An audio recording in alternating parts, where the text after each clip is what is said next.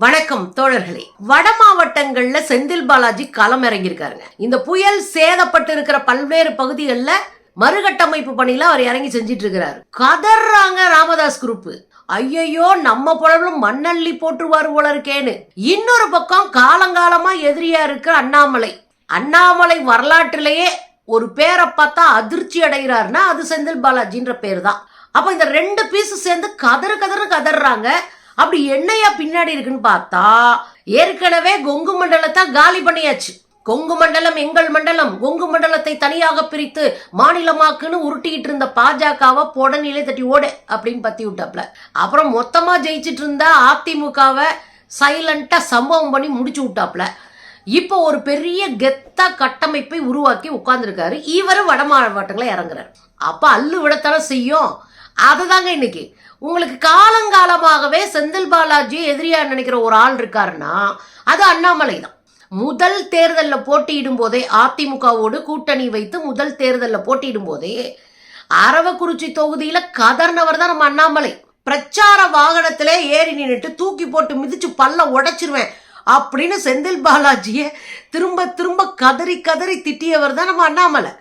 ஆனா உண்மையிலே யாருக்கு பல்லு உடஞ்சிச்சின்னு சொன்னா அண்ணாமலைக்கு தான் பீஸா போச்சு. ஏன்னா சம்பவம் அப்படிப்பட்ட சம்பவம். பள்ளப்பட்டிக்குள்ள அங்க இஸ்லாமியர்கள் அதிகமா வசிக்கிறாங்க.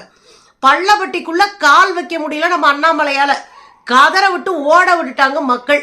அது பரவாயில்லன்னு இந்த பக்கம் வந்தீங்கன்னா சொந்த ஊருக்காரங்க, கரூர் தானே அண்ணாமலை சொந்த ஊரு, சொந்த ஊருக்காரங்க எல்லாம் சேர்ந்து ஒரு ஆப்ப வச்சு விட்டானுங்க. 214வது வார்டுல என்ன ஆரம்பிச்சா பார்த்தா ஒத்த ஓட்டு வாங்கியிருக்காப்ல அண்ணாமலை. அதுவுமே யாரோ பெருந்தன்மை பண்ணி போட்டிருக்காங்க போல இருக்கு. ஒத்த ஓட்டு அண்ணாமலை. அன்னையில இருந்தே செந்தில் பாலாஜியை பார்த்து கதறுவாரு. செந்தில் பாலாஜி கரூரை ஃபுல்லா தன் கட்டுப்பாட்டுல வச்சிருக்கிறது மட்டும் இல்ல, அங்க நடக்கிற நல்லது கெட்டது எல்லாம் போய் மக்களோட மக்களா இருக்கிறவர். அவர் தான் போய் கோவையில மிகப்பெரிய மாற்றத்தை செய்து திமுகவினுடைய கோட்டையாக கொங்கு மண்டலத்தை மாத்தி வச்சிருக்காரு. அதனாலதான் எவ்வளவு தரிகிணத்தம் போட்டோம், எவ்வளவு தகிடு திட்டம் பண்ணியும் அங்க அண்ணாமலை பருப்பு வேகல. எதுக்கடா பிடிச்சி உள்ள வச்சாங்க அப்படின்னா கேஸ் ஒரு பக்கம் இருக்கட்டும், யார் தப்புனாலும் தண்டனை கொடுக்கறது சட்டப்படி செஞ்சுதான் ஆகணும், அதுல நம்ம மாற்றுக்கிறதே இல்லை. ஆனா உள்ள தூக்கி போட்டு வச்சு வருஷ கணக்குல நீ வாய்தா வாங்கிக்கிட்டே உட்காந்துருந்தேன்னா அதுக்குள்ள ஒரு அரசியல் இருக்குன்னு தானே அர்த்தம். அந்த அரசியலை உடைச்சு ஒரு வருஷத்துக்கு மேல உள்ள இருந்துட்டு வெளியே வந்திருக்கிறாரு. வந்ததுல இருந்து கதற ஆரம்பிச்சிட்டானுங்க. அதுவும் அண்ணாமலை லண்டன்ல போய் படிச்சுச்சே, உலகத்திலே இல்லாத படிப்பா அரசியல் படிக்க போச்சான். என்ன கொடுமைன்னு பாருங்க மக்கா. அரசியல்லாம் படிச்சு வர்ற மேட்டரா? அது உணர்வு பூர்வமா உணர்ந்து சித்தாந்தமா களத்துல நின்று மக்களை சந்தித்து உண்மையா போராடி வாக்குகளை பெற்று வெற்றி அடைவதான் அரசியல். வெறும் வெற்றி மட்டும் கூட அரசியல் கிடையாதுங்க. மக்கள் எழுச்சியை உருவாக்குவதும் அரசியல் தான். அப்ப இதுல எதையுமே பண்ணாம இந்த பீஸ் உட்காந்துட்டு கதறிக்கிட்டு கிடக்கு. சரி, ஊர்ல இருந்து வந்த பீஸ் ஓரமா உட்காந்து கொஞ்சம் ரெஸ்ட் எடுக்க வேண்டியதானே, சுத்தமா கதறாரு. அதுக்கு என்ன அர்த்தம் அப்படின்னா செந்தில் பாலாஜியை பார்த்து காண்டாயிட்டாரு. காரணம், எல்லா கட்சியும் உடைஞ்சு பாஜக கட்சியில இருந்து கும்பலா வெளியேறி திமுக சேர்ந்துட்டாங்க. அண்ணாமலையுடைய சொந்த ஊரான கரூர்ல பாஜகவில் இருந்த மொத்த பேரும் அப்படியே அந்த டிஸ்ட்ரிக்ட் உடைஞ்சு திமுகவுக்கு சேர்ந்துட்டாங்க. அப்ப திமுகவும் பலமாயி போச்சு. சொந்த ஊர்லயே அண்ணாமலையால தன் கட்சிக்காரங்களை காப்பாற்ற முடியாம போச்சு. இந்த சூழ்நிலை தான் அண்ணாமலை கடுப்பாயி அதானி விவகாரம் வெளியே வந்த உடனே அதானி கிட்ட தான் தமிழ்நாடு அரசு மின்சாரம் வாங்குதுன்னு திரும்ப சொன்னார். தமிழ்நாடு அரசு ரொம்ப தெளிவா சொன்னாங்க, கடந்த 3 ஆண்டுகள்ல ஒரு முறையும் நாங்கள் அதானி கிட்ட வாங்கல, ஒன்றிய அரசினுடைய சோலாருக்கான தனி நிறுவனத்துக்கிட்ட தான் நாங்க வாங்குறோம் அப்படின்னு தெளிவா சொன்ன பிறகும் மீண்டும் அதானின்னு சொல்லிட்டு இருந்தாப்ல. அதுல ஒரு அறிக்கை வேற வெளியிட்டு இருக்கு நம்ம ஆடு. அந்த அறிக்கையில் என்ன சொல்றாருன்னா ஜாமீன் அமைச்சர் அப்படின்னு போட்டிருக்கிறாரு. இதுதான் அங்க அடியாயி போச்சு. என்னவா, பத்திரிகைக்காரங்க கேக்குறாங்க, என்னங்க மின்சாரம் வாங்கிட்டு இல்லைன்றீங்களான்னு. ஏங்க, நாங்க விளக்கமா அறிக்கை கொடுத்துட்டோம். ஒரு தடவை வாசி, 4 தடவை வாசிச்சும் மண்டையில ஏறலன்னா தெரிஞ்சவங்ககிட்ட கேட்டு தெரிஞ்சுக்க. இந்த அடிப்படை அறிவு கூட அண்ணாமலைக்கு இல்லையா? பக்குவம் இல்ல, அடிப்படை அறிவும் இல்லையா அந்த அண்ணாமலைக்கு வச்சு செஞ்சுட்டாரு. அசிங்கமா போச்சு பத்திரிகையாளர் சந்திப்புல. அடுத்து ஒரு போடு போட்டாரு பாருங்க. ஏங்க, ஜாமீன் அமைச்சர்னு எழுதினார்ல, பாஜக ஜாமீன்ல வெளியே வந்த அமைச்சர்களே இல்லையா? எங்க சொல்லுங்க அப்படின்னாரு பாருங்க. அதுதான் சரியான பாயிண்ட். ஏன்னா பாஜக பண்ணாத அயோக்கியத்தனம் இல்லை, பாஜக ஆளுக சிக்காத கேஸும் கிடையாது. அதுல குறிப்பா இந்தியாவிலே அதிகமா பாலியல் வல்லுறவு கேஸ்ல சிக்கிற ஒரு கட்சி இருக்குன்னா அதுலயும் அந்த பட்டியல்ல முதலிடத்துல இருக்கிற கட்சி எதுன்னா அது பாஜக தான். பத்திரிகையெல்லாம் காரி துப்புதா? பத்திரிகை இல்லைங்க, பக்கத்து நாடே காரி துப்பிருச்சு. இங்க சிங்கப்பூரினுடைய பிரைம் மினிஸ்டர் அவங்க பார்லிமெண்ட்ல வர வர அண்டை நாடுகளில் இருக்கிற அரசியலை பற்றி பேசும்போது நேருவினுடைய அமைச்சரவை இன்றைக்கு கிரிமினல்களினுடைய அமைச்சரவையா மாறி இருக்குன்ட்டாரு. கிரிமினல்ஸ் தான் இங்க அதிகமா இருக்கிறாங்கன்ட்டாரு. இதுக்குதான் அப்படியே பாஜக கதறிட்டு கிடந்துச்சு. அப்ப என்ன அர்த்தம்னா அண்டை நாடுகள் நம்மள புளிச்சுன்னு துப்பிட்டு இருக்காங்கன்னு அர்த்தம். முதல்ல இதெல்லாம் செந்தில் பாலாஜி சொல்ல வேண்டாம், ஆட்டுக்குட்டிக்கே புரியணும், அடக்கி வாசிக்கணும். ஏன்னா அவ்வளவு அசிங்கப்பட்ட கூட்டம் நீங்க. அதுல இன்னொரு கேள்வி கேட்டாரு, அது என்னமோ தெரியலங்க, 11 பேரை தேர்ந்தெடுத்து ஒன்றிய அரசு அனுப்பியிருக்கு மேல போய் படின்னு லண்டனுக்கு. ஆனா அந்த 10 பேரும் வரல, ஒத்த ஆளு பேரவே எல்லா ஊடகங்களும் பேசிட்டு இருக்கு. அது என்ன அப்படின்னு அவர் கேட்டார். அது ரொம்ப சிம்பிள்னே, நீங்க நினைக்கிற அளவுக்குலாம் இல்லைன்னே. இது நம்ம அண்ணாமலை வந்தாருன்னா ப்ரெஸ் மீட்ல ஏதாவது தத்து பித்துன்னு ஒளறி புடனடி வாங்கி புலம்பிக்கிட்டு இருப்பாரு, அது ஒரு கண்டென்ட்டா மாறும். அதனால ஊடகங்கள் அண்ணாமலைய கண்டென்ட்டா வச்சிருக்காங்களே ஒழிய தலைவரா வைக்கலனே, அதை நீங்க புரிஞ்சுக்கணும். அடிக்கிறதுக்கு இலகுவா இருக்கிற பீஸே அண்ணாமலை தான். அதனால போற வரவெல்லாம் புடனில் அடிப்பான். அது தமிழ்நாட்டில் இயல்பா நடக்குது. அதனாலதான் அண்ணாமலை காண்டாகி கதறிட்டு இருக்காரு. இன்னும் விடலைங்க, இன்னும் போய் நின்றுக்கிட்டு செந்தில் பாலாஜி அவர்களை பார்த்து ஜாமீன் அமைச்சர் 10 ரூபா அமைச்சர்லாம் பேசிட்டு இருந்தாங்க. யாருக்கு? ஜெயிக்கிறவன் அமைதியா வேலையை பார்த்துட்டு போவான், தோக்குறதவன் தான் கதறிக்கிட்டு காண்டாகிட்டு தெருவில் நிற்பான். அது அண்ணாமலை குரூப்பு. இது பரவாயில்லைங்க, இன்னொரு கூட்டம் கதற ஆரம்பிச்சிருக்கு. யாரு? நம்ம ஐயா ராமதாஸ் அவர்களும் அவருடைய அன்பு புதல்வன் அன்புமணி ராமதாஸ் அவர்களும் கதறன்னு கதறி இருக்காங்க. என்னடான்னு ஜூம் பண்ணி பார்த்தா தான் தெரியுது, அங்கேயும் அதாவது அவர்களுக்கு ஓட்டு வங்கி அதிகமாக இருக்கிறதா நம்புற வட மாவட்டங்களில், அவங்க சாதிக்காரங்க அதிகமா இருக்கிறதா நம்புற வட மாவட்டங்களில் மொத்தமா கவுத்து விட்டாரு செந்தில் பாலாஜி. இந்த புயல் வெள்ளம்லாம் வந்துச்சு தெரியுங்களா? இந்த புயல் வெள்ளம் வந்து மிகப்பெரிய சேதாரமான பிறகு மின்சாரத்தை முதல்ல மக்களுக்கு கொடுக்கணும்னு களத்துல இறங்கி படபடன்னு வேலை பார்த்துட்டு இருக்காரு. பாருங்களேன்.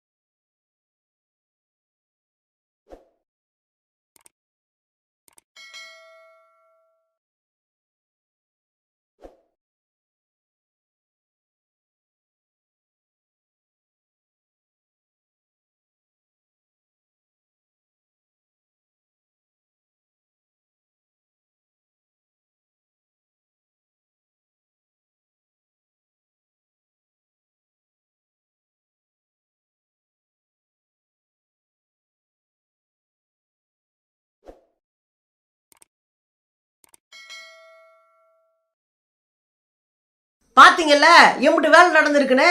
நேரடியா போய் களத்துல நின்னுக்கிட்டு வேலை பார்த்துருக்கிறாரு. கிட்டத்தட்ட 7.5 லட்சம் பேருக்கு விழுப்புரத்துல மட்டும் மின் இணைப்பு உண்டு. 2 நாளுங்க, 2 நாள்ல முதல்ல மின்கம்பத்தெல்லாம் நடுறாங்க. மின்கம்பத்தை நட்டுட்டு அத்தனை கனெக்ஷனையும் கொடுத்து கடகடன்னு வேலை பார்த்துருக்காங்க. இந்த 24,000 வீடை ஏன் விட்டு வச்சிருக்கிறாங்கன்னா இன்னும் தண்ணி வடியாத இடங்கள் அங்க இருக்கு.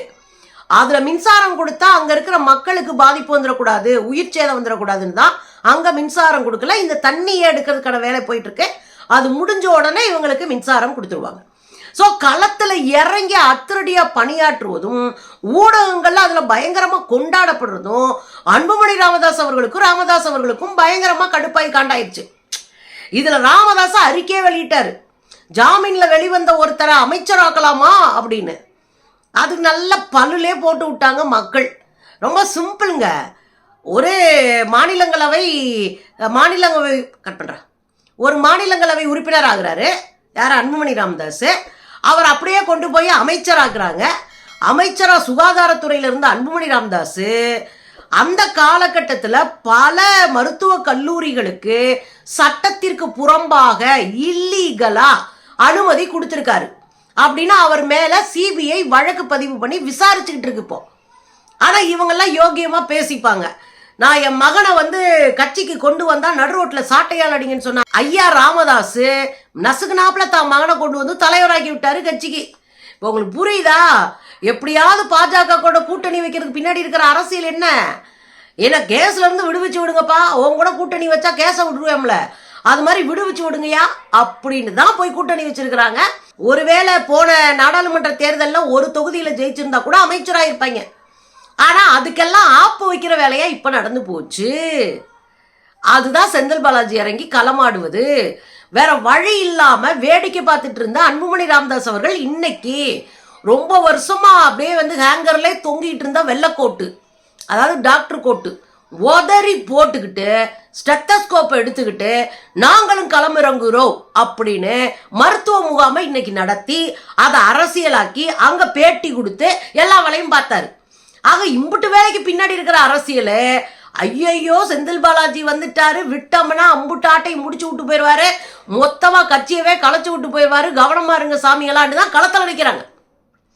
இப்ப எதிர்கட்சியை கதறிக்கிட்டு கோட்டை மாட்டிட்டு உள்ள உட்காந்துக்கிட்டு செந்தில் பாலாஜிட்ட கேள்வி கேட்டுட்டு இருக்காங்கன்னா அதற்கு உண்மையான பின்னணியில இருக்கிற அரசியல் தங்கள் பகுதியை தக்க வச்சுக்க வேண்டிய கட்டாயத்துல இருக்க அந்த கும்பல். அதுல இன்னைக்கு அன்புமணி ராமதாஸ் எல்லாம் பயங்கரமா கேள்வி கேட்டாரு. மற்ற மாவட்டங்களுக்கெல்லாம் 4000 6000 கொடுத்தீங்களே, எங்களுக்கு மட்டும் 2000 அறிவிச்சிருக்கீங்களேன்னு. கூடுதலா கொடுத்தா நல்லதுதான், நானுமே அதை ஆதரிப்பேன். கூடுதலா கொடுத்தா நல்லதுதான். ஆனா நீங்க யாரு கூட கூட்டணியில இருக்கீங்க? ஒன்றிய அரசா இருக்கிற பாஜக கூட கூட்டணியில இருக்கீங்க.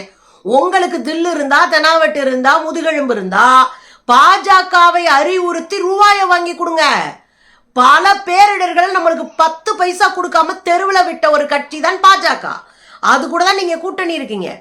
அப்போ உங்க கூட்டணி கட்சிக்காரங்களை போய் சந்திச்சு தமிழ்நாட்டுக்கு கூடுதலா நிதி கொடுங்க. 37,000 கோடி கேட்ட இடத்துல 3 கோடி கூட கொடுக்காத ஒரு கும்பல் தான் இது. 30 பைசா கூட கொடுக்கல. அது அரசாங்கம் வெளியிட்ட ஆர்டர்ல இருக்கு அம்புட்டோம். அது போன வாரம் பூரா ட்ரெண்ட் ஆகுச்சு. எல்லா மாநிலங்களுக்கும் வாரி வாரி கொடுத்தது தமிழ்நாட்டுக்கு மாநில பேரிடர் நிவாரணமா வருஷம் வருஷம் கொடுக்க வேண்டிய தொகையை கூட கொடுக்கல. அவ்வளவு கேடுகட்ட கும்பல் இது. அதனால மருத்துவர் இங்கே உட்காந்துட்டு திமுகவை கேள்வி கேட்கறது பதிலா உங்க கூட்டாளிகளை கேள்வி கேட்டு பணத்தை கொண்டு வரதுக்கு உதவி பண்ணுங்க. 4 மக்களாவது உங்களை நன்றியோட நினைச்சு பார்ப்பாங்க. அதுதான் நமக்கு அவருக்கு அட்வைஸ் பண்றது. ஆக மொத்தம் கோவையை கைப்பற்றிட்டு அடுத்ததாக வட மாவட்டங்களை கைப்பற்றுகிற வேலையில செந்தில் பாலாஜி இறங்கியிருக்காரு. போராடெல்லாம் மக்களுடைய ஆதரவு குவியுது. அவரே நேரடியா நின்று கம்பத்தை ஊண்ட வைக்கிறாரு, கனெக்ஷனை கொடுக்க வைக்கிறாருன்னு போது மக்கள் கூடுதலாக அவரை கொண்டாட ஆரம்பிச்சிருக்கிறாங்க. அப்புறம் என்ன, ஆட்டுக்குட்டிக்கும் அன்புமணிக்கும் வைத்தால போகிறதா கேள்வி போகத்தானே செய்யும்.